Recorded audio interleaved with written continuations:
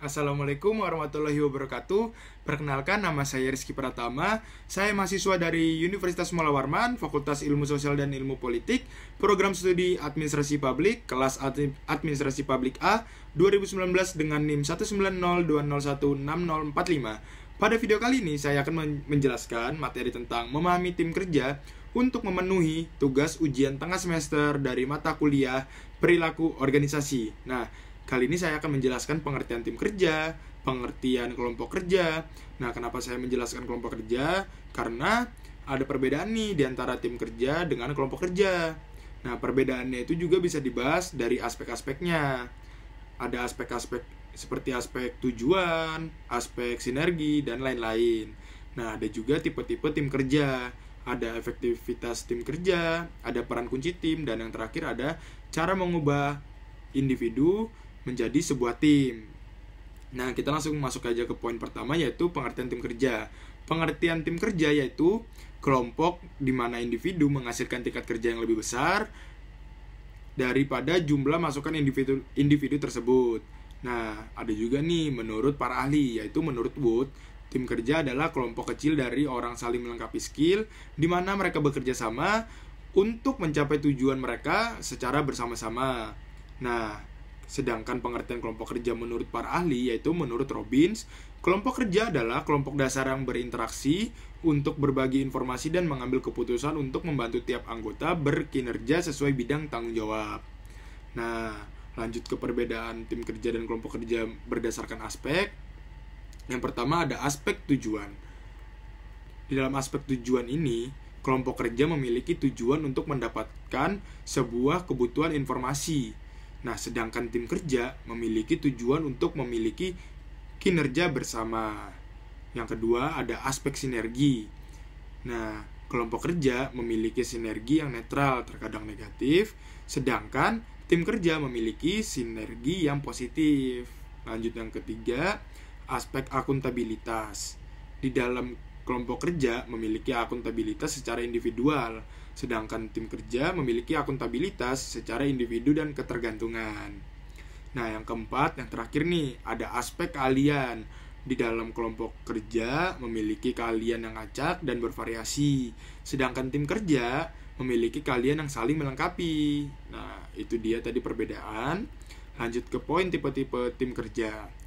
Yang pertama itu ada tim paralel, yaitu tim yang beroperasi secara terpisah dari struktur kerja reguler dan hanya dibentuk untuk sementara waktu saja. Anggota sering datang dari unit atau pekerjaan yang berbeda dan diminta untuk melakukan pekerjaan yang tidak biasanya dilakukan oleh struktur standar. Tanggung jawab mereka adalah untuk mencari solusi yang direkomendasikan untuk masalah tertentu, namun mereka tidak memiliki kewenangan untuk bertindak. Nah, yang kedua itu ada tim manajemen, yaitu tim yang mengkoordinasikan dan memberikan arahan ke subunit di bawah yurisdiksi dan mengintegrasikan pekerjaan di antara subunit. Tim manajemen didasarkan pada otoritas yang berasal dari peringkat hierarkis dan bertanggung jawab atas kinerja keseluruhan unit bisnis. Nah, yang ketiga ini ada tim transnasional, yaitu tim kerja yang terbentuk dari anggota multinasional yang aktivitasnya di beberapa negara. Tim tersebut berbeda tim kerja lainnya yang tidak hanya menjadi multikultural, tetapi juga sering menyebar secara geografis dan bekerja pada proyek-proyek yang sangat kompleks yang berdampak besar pada tujuan perusahaan. Nah, itu tadi tipe-tipe tim kerja. Ada 3 tipe yang saya jelaskan. Lanjut ke efektivitas tim kerja, yaitu efektivitas tim kerja menurut Hackman dan Klimonski dan Jones, mengutip dari Research yang menyebutkan ada 3 kriteria utama dalam menentukan keefektifan sebuah tim kerja, yaitu yang pertama hasil kerja tim, yaitu penilaian kerja yang dihasilkan secara kualitas maupun kuantitas, dan yang kedua kepuasan, yaitu kepuasan yang didapatkan oleh masing-masing anggota tim dalam kerja tim sehingga ingin bekerja lagi dalam tim yang sama. Nah, yang ketiga itu belajar, yaitu anggota tim dapat pembelajaran yang bermanfaat dari tim kerja tersebut. Nah, itu dari efektivitas tim kerja. Kita lanjut ke peran kunci tim. Ini ada 9 peran tim yang harus dipenuhi, yaitu pencipta pembaharu, penjelajah promotor, penilai pengembang, pendorong perorganisasian, dan ada juga penyimpul penghasil, ada pengawas pemeriksa, penguat pemelihara, pelapor penasehat, dan penaut. Nah, ini yang pertama kita jelaskan masuk ke pencipta pembaru atau creator inovator. Nah, orang yang termasuk dalam pencipta pembaru adalah orang yang mempunyai daya imajinasi tinggi dalam memprakarsai gagasan atau konsep. Nah, ada juga kita lanjut kedua, penjelajah promotor. Orang dalam kelompok ini senang mengambil gagasan baru dan memperjuangkan kasus, serta mampu menemukan sumber daya untuk mempromosikan gagasannya. Nah, kelemahan orang-orang ini yang termasuk dalam kelompok adalah kadang tidak sabar dalam mengendalikan keterampilan untuk memastikan bahwa gagasannya benar-benar ditindaklanjuti secara rinci. Nah, kita lanjut yang ketiga, ada penilai pengembang. Individu-individu ini mempunyai keterampilan analisis yang sangat kuat gitu. Sebaiknya mereka diberi kesempatan nih untuk mengevaluasi dan menganalisis suatu hal sebelum mengambil keputusan gitu. Nah, yang keempat itu ada pendorong perorganisasi. Nah, individu ini memiliki kemampuan yang baik dalam menyusun prosedur operasi untuk mengubah gagasan menjadi kenyataan dan menyelesaikan urusan mereka gitu. Nah, yang kelima ini ada penyimpul penghasil. Nah, individu ini peduli pada hasil. Peran mereka memfokuskan pada ditaatinya batas waktu dan memastikan bahwa semua komitmen ditindaklanjuti. Nah, mereka ini bangga dengan hasil yang teratur dan sesuai standar. Kita lanjut yang keenam, ada pengawas pemeriksa. Nah, pengawas pemeriksa ini adalah individu yang sangat memperdulikan penegasan atau penegakan dan penguatan aturan dan prosedur gitu. Nah, mereka ini menguji setiap rincian dan memastikan agar terhindar dari ketidaktepatan. Nah, mereka juga memeriksa semua fakta dan angka karena menginginkan semua hal lengkap dan sempurna gitu. Nah, yang ketujuh, pemerkuat pemelihara. Pemerkuat pemelihara memiliki peran penting nih karena memberikan kemantapan di dalam sebuah tim. Nah, mereka akan selalu membela tim ketika menghadapi orang luar. Nah, kita lanjut ke 8, ada pelapor penasehat. Pelapor penasehat adalah individu yang mendengarkan dengan baik dan cenderung tidak menekankan titik pandangnya kepada orang lain. Nah, mereka akan berusaha mencari informasi sebanyak mungkin sebelum mengambil keputusan.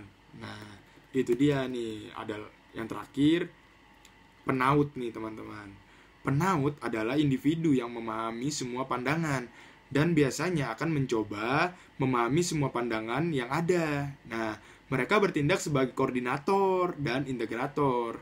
Penaut ini orang-orang yang tidak menyukai keekstriman, selalu membina kerjasama antar anggota tim, dan memadukan sasaran dan aktivitas anggota tim yang berbeda-beda. Nah, itu tadi dia dari peran kunci tim. Nah, kita lanjut ke cara mengubah individu menjadi sebuah tim.